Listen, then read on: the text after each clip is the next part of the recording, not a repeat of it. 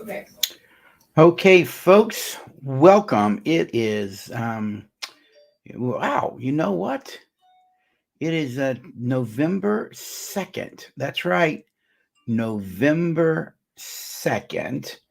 And we are going to tackle a subject that's happening all around the country and around couples. And it's this idea of emotional affairs, emotional adultery. Can adultery be emotional and not be physical/sexual? And the answer is actually yes. I refer you to a groundbreaking book that came out quite a few years ago by Dr. Shirley Glass. And the title of the book was Not Just Friends. Not Just Friends.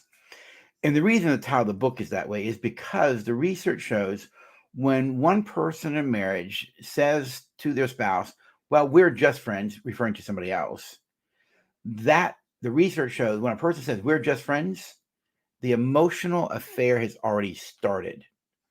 Could you think about it? They're defending a friendship relationship over and above the marital relationship. And that's a real sign that there's a problem.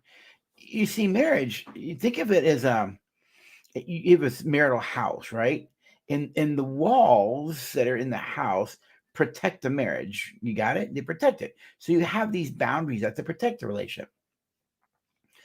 But Dr. Glass kind of uses the metaphor that if you build a window in your house to somebody else outside the house, then the moment you build a window to look at someone else outside of the house, you have also built an internal wall between you and your spouse.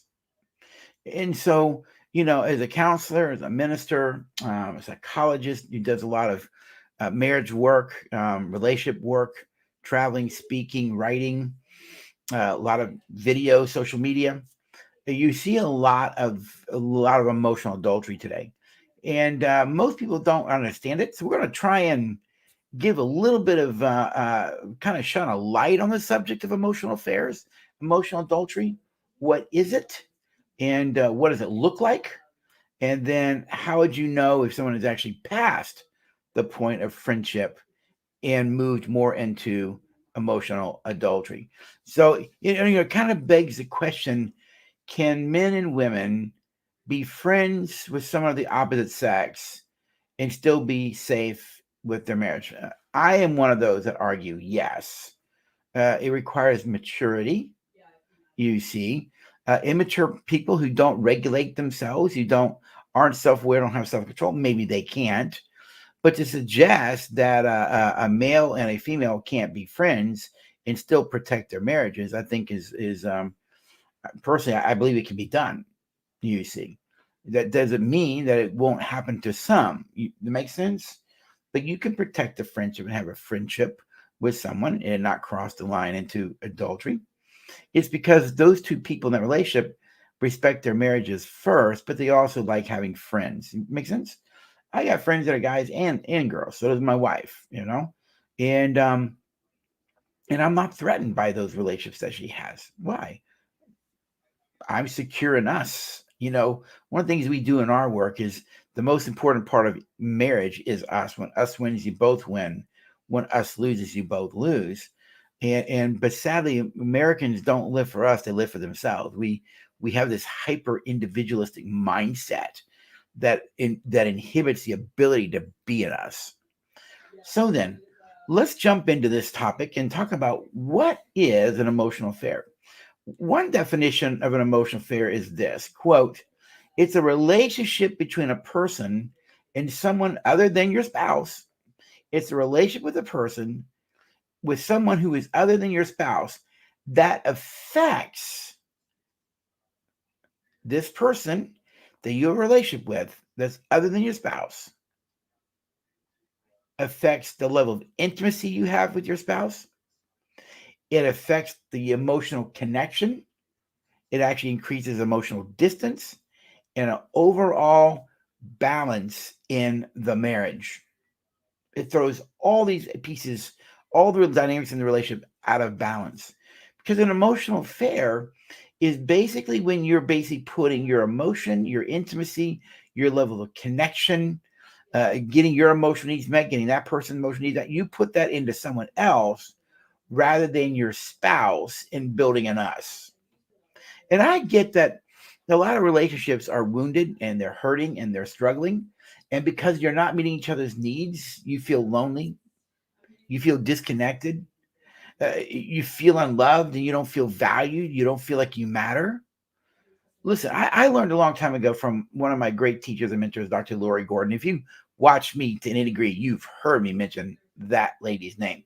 She was a phenomenal influence in my life. There are others, Dr. David Ferguson, Michelle Weiner Davis. I mean, there are others out there who've been an influence in my life personally and professionally.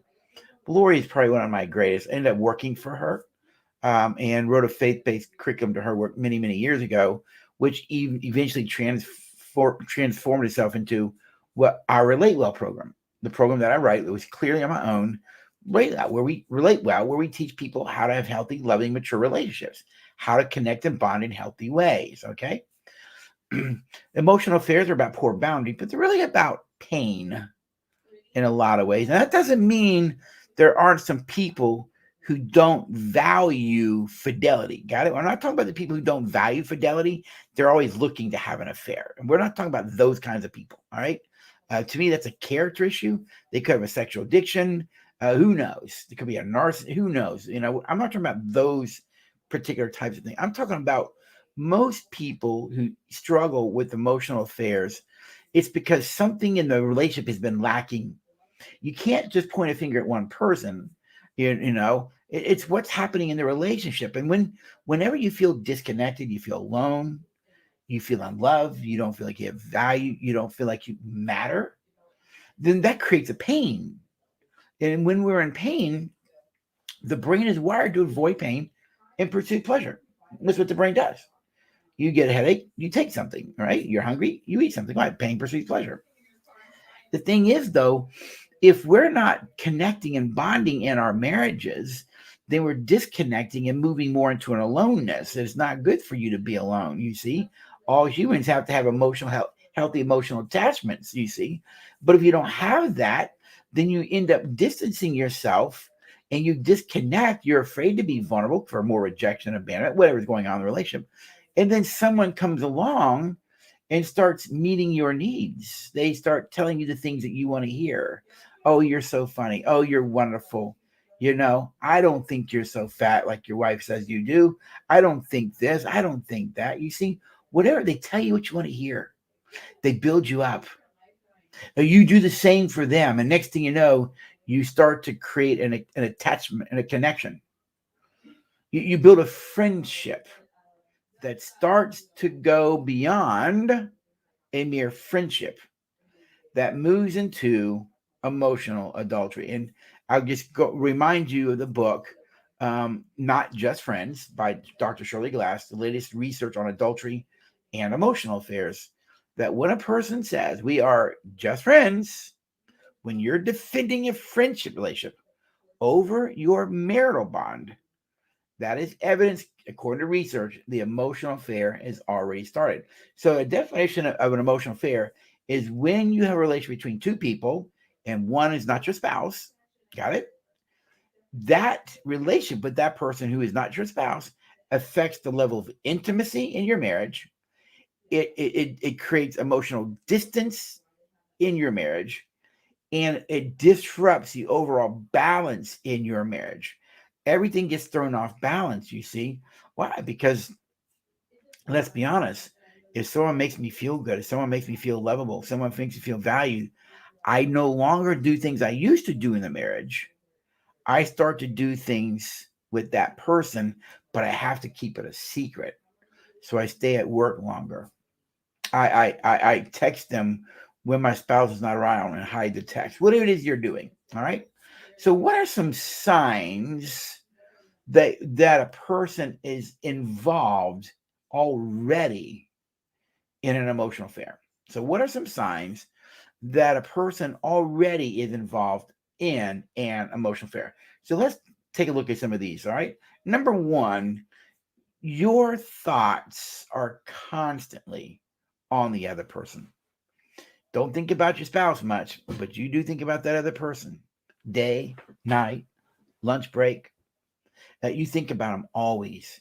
You'll privately text them, hoping they'll text you back, or you email them, or you send them pictures, or you send them memes. You're constantly thinking about that person. And the more you think about them, you tend to reach out in small ways to let them know that you're thinking about them. And they do the same with you. You know, when your thoughts are focused on a very particular thing constantly, that means there's an emotional attachment to that thing.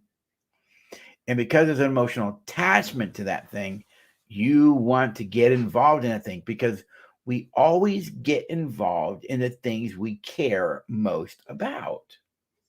And so one of the things is you're constantly thinking about them. You're thinking about what are they doing right now? What are they feeling right now? I wonder if they're going to call me. I wonder if I should call them. All these thoughts start going through your mind. And you're thinking. So you're at home at evening, sitting in the room, I say the family room with your spouse. You're watching TV and they're trying to talk to you, but you kind of zoned out. You're not really paying attention because you're thinking about the other person. And when you realize that they're talking to you, you go, "Oh, I'm sorry, I was listening to the TV." You just flat out lie. You know, I always say the things you think most about are the things you care most about. The things you get involved in are the things you care most about. So think about it this way. If I cared more about my work than my marriage, you would actually see me more involved in work. And a lot of my thoughts would be more focused on work. Why? Because our thoughts tend to be focused on the things we care most about. People who love fishing think a lot about fishing. People who love drag racing think about drag racing. Sex addicts think a lot about sex addiction. Alcoholics think a lot about their drink. Got it? You get the idea. Your thoughts are constantly on that other person. That person begins to take over your thoughts. Another one is that person always helps you feel understood. It's almost like, you know, when I'm with them, they understand me. My spouse doesn't understand me anymore, by the way. They don't really want to know me, but they know me. They get me. You see, they understand how I feel, how I think, how I tick. My spouse doesn't. There's that feeling that you're understood, that they got you, they get you. They understand all there is to understand about you. And it's that emotional desire. Because when someone feels you, you know, that old phrase, I feel you, I get you. You want to be close to those people. Why? Because they're sending you the message that you have value to them, that they care about you. You see, in an emotional affair, you tend to feel understood. You tend to believe that this person, they understand me. They want to understand me. My spouse doesn't. They don't talk to me. I've tried to share things and they don't want to listen. And next thing you know, excuse me, and I rub my eye here. And so next thing you know, you don't feel understood by your partner anymore, but you feel understood by this person. Another thing is, though there's constant thoughts and you're feeling understood, a lot of times that leads to another behavior, which you start to contact them frequently, particularly when you're not together with them, when you're not there with them. You know, it's interesting because working with couples where there's been adultery and infidelity, emotional affairs, it's the phone that people want to look at. My wife can look at my phone any day that she wants, and as she's got the password, I got nothing to hide. But when you're in an emotional affair, you're constantly talking to that person, text messages, emojis. Worked with one here not too long ago. They were actually sending sexual pictures to each other. They've not been involved physically, sexually, but they started sending sexual pictures to each other. The emotional affair led to already that. And what got him caught was she decided to look at his phone, and she was able to find some pictures that he had hidden away. And it all blew up for them. You're constantly contacting them. Why? Because you're thinking about them. So you contact them while they're at work, at home, at night. You think a reason to stay up late while your spouse goes to bed so you can talk with them and connect with them without being caught while your spouse is sleeping. A lot of things you do. Why? Because when you start thinking about someone and you desire them and you feel understood by them, you want to connect to them, you want to talk. So I tell people, start looking at the number of messages, emojis, whatever. Look at the number of times you're contacting that person and step back objectively and look at the tone of the messages. Compare that to how much you do that with your spouse. Good indicator something's up, right? Another one is you begin to share things that you should not be sharing with that person.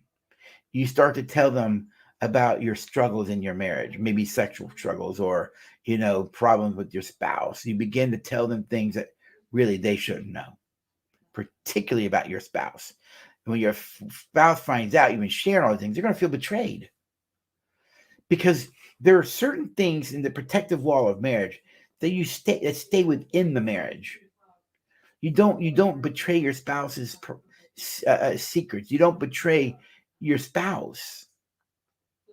You honor them. You honor their secrets. You honor their hurts and pains.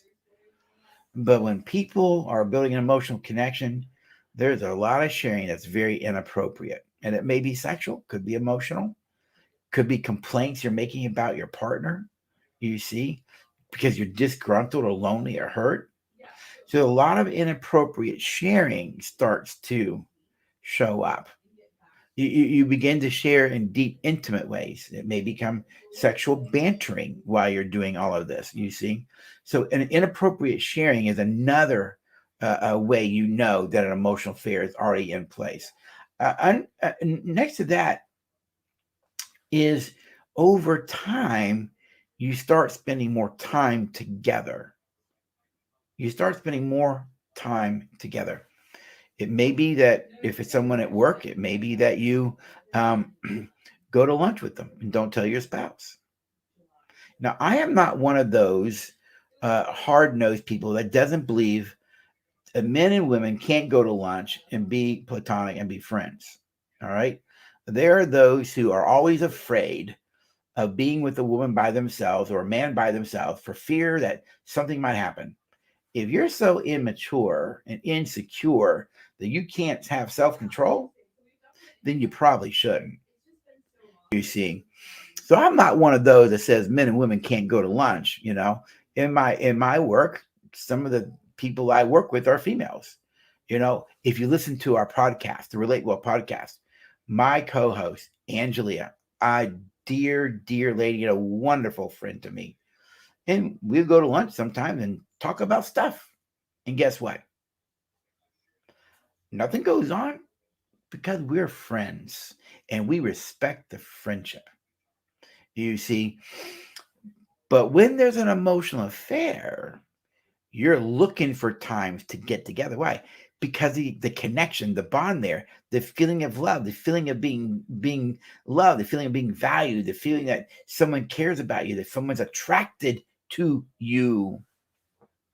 And so you start to spend more time together. If the person's in another state, then you look for more times to be on FaceTime with them or Zoom with them, or you find ways, or you look for excuses to go out of town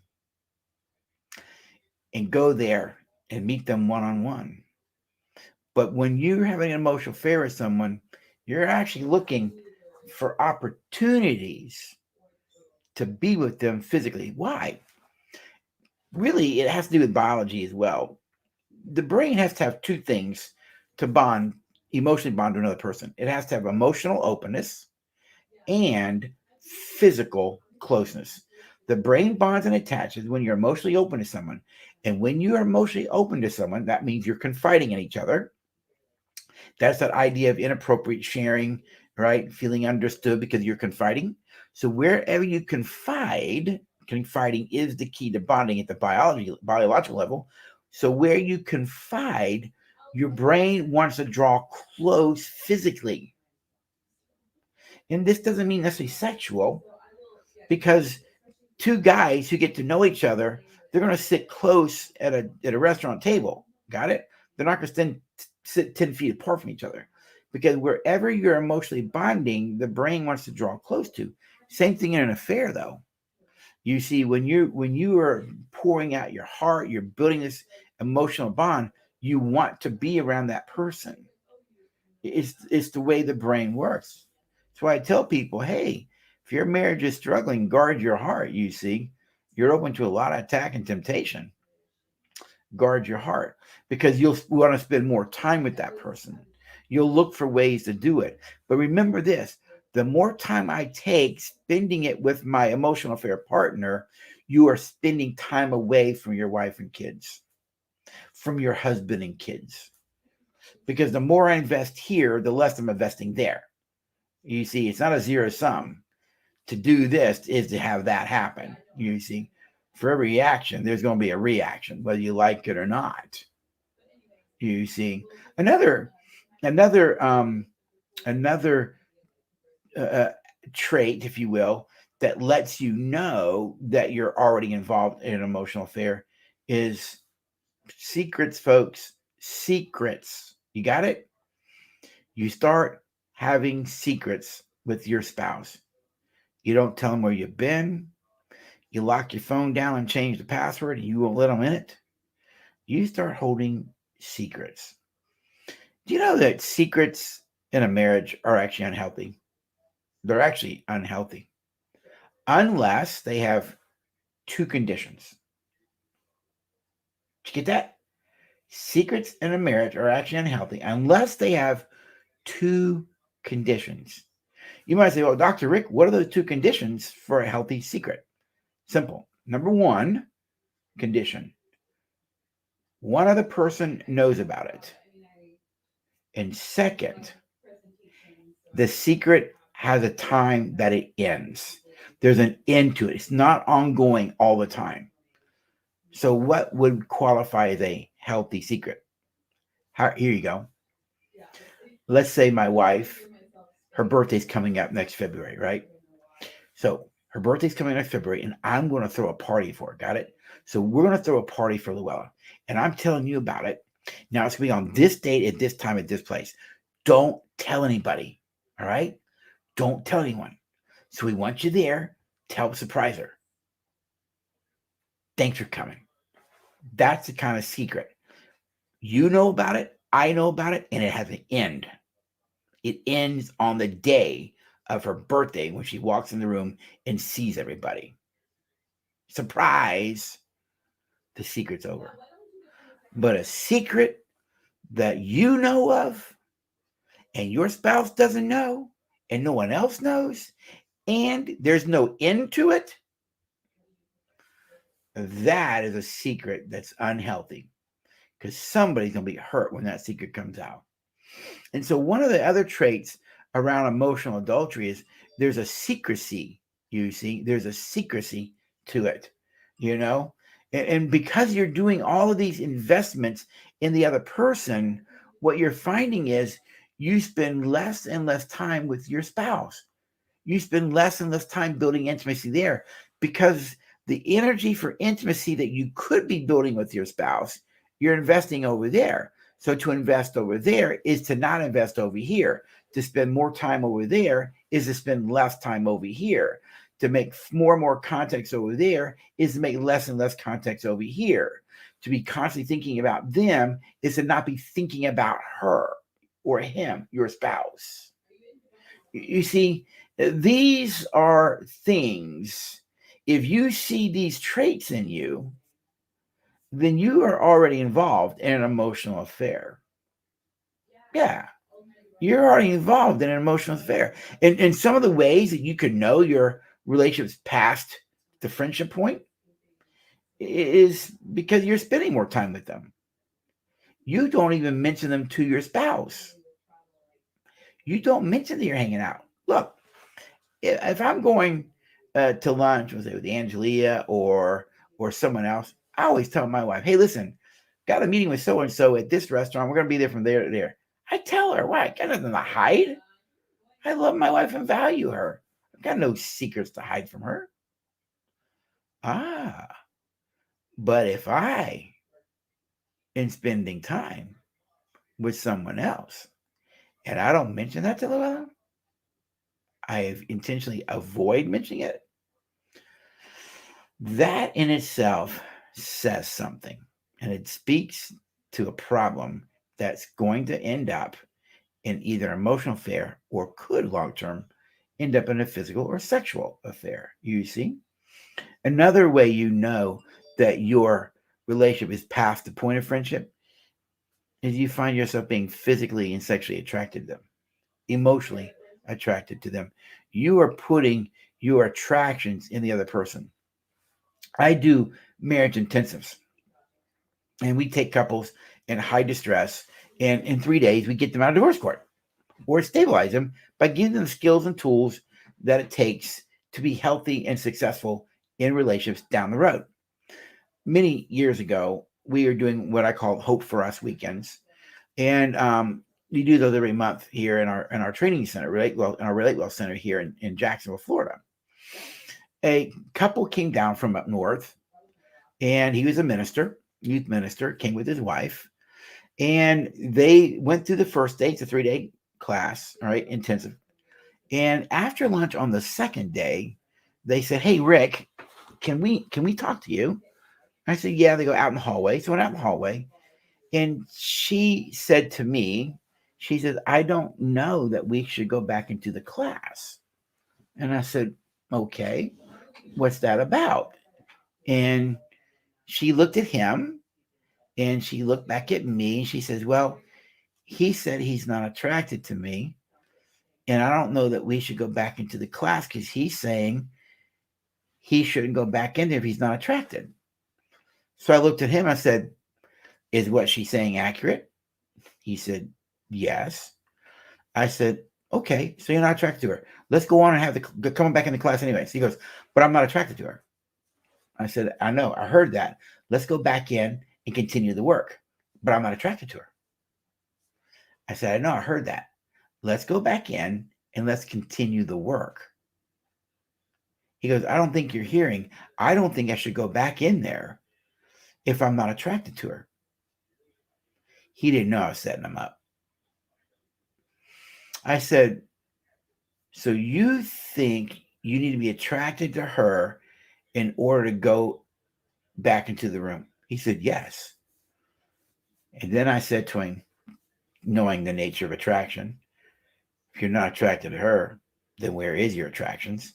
So I just said out of the blue, which kind of caught him off guard. I said to him, "Well, if you're not attracted to her, who are you attracted to?" And I kid you not, folks, the moment I said that, he shot out without even thinking. He goes, "Well, I'm not sleeping with her." And his what? I did too. I thought, oh my. You see, he was already attracted to someone else. It was a secret until that moment. He was justifying it because of my question to him, where he basically said, "Oh, y'all can come through. Come on." It's some of my kids walking behind me, please. They just got home, and so the idea was that that he was already attracted somewhere else. You see, and if he's attracted there, he's not going to be attracted here. You're going to be attracted somewhere, something. He was just ice cream. Where's your attractions? You see, you begin to notice chemistry around those kind of people. Your relationship's gone too far in friendship because when you're around them, people notice you're different. You treat them differently. They can tell their attraction there. People see it. Your spouse can see it if you're around them at a party somewhere or a church event and you got that attraction. They can see it. They notice it. You see? Just be honest about it. You see? And so There are times also, your partner, your relationship gone too far with that person that you're moving into it because there's a part of you that is expecting or wanting your partner, your spouse, to be like them. You might even say things like, I don't know why you can't be like Sally. I don't know why you can't be like Bob. You start making comparisons in your head from of that person to you or to your spouse, excuse me. You see, these are things that let you know that your friendship has gone too far and that the emotional attraction, the emotional fare has already started. It is highly important, folks, that if you marry and you love your spouse, you both have to continue to nurture the relationship in a way that constantly builds and supports the usness. The idea of us. When us wins, you both win. When us loses, you both lose. And the way you know you have an us in your marriage is you can feel it when you have it and you can feel it when you don't. But everything you do, moment by moment, day by day, gives to us or it gives to you. And if the bulk of your decisions are based on what's best for you, you can do that, feel free. But you understand you might lose the feelings of us. I've been married 37 years, coming up in February 38. I believe, you can ask my wife later if you want, but I believe we're an us. Are we perfect? By no stretch of the means. But I'll tell you this, I feel a connection to her. Feel it when I'm 1,000 miles away, and I feel it when I'm right next to her at the end of the day, laying next to her to go to sleep. I didn't want to get married and have a miserable life. I didn't want to get married and have a miserable spouse. I didn't want to get married and be a miserable spouse. I want to get married and live in such a way that the friendship and love we had in those early days is deepened and enriched and sustains itself over time. That's what mature people do, That's what mature people do. They know how to love well. But to love well, you have to know how to relate well. And when you're not, you disconnect. And when you start to disconnect, you move into aloneness and you start to feel unloved. You feel like you're unlovable. You don't feel valued. You feel like you're adequate. And then someone comes along and starts telling you the things you want to hear from your spouse. They make you feel like you have value and worth. They make you feel special. And the more that you invest in that relationship, the more you bond emotionally to them. And the more that you bond to them, the more you disconnect to your spouse. And then years go by, and you're basically two people who don't even know each other anymore. A lot of hurt and pain, resentments and anger. And one day, you just throw it away. You just throw it away. Why? Because the very things you were wanting with your spouse, you invested in someone else.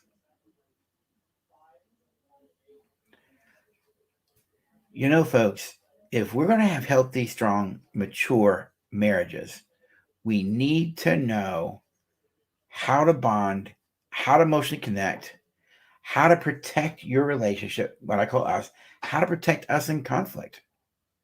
That's a real key of mature relationships. They know how to protect us in relationship, in conflict, and not let conflict destroy the relationship, the usness. They value the relationship more than they value themselves. Why? Because they want that strong, healthy emotional bond. If you are engaged in an emotional affair, I'd like for you to think about something. Putting those feelings on a shelf for a minute, ask yourself this question. Is there, on any level, to any degree, still within you love for your spouse? Is there any level, on any level, to any degree, in you, still love for your spouse? If the answer is no, I guess you know what you need to do.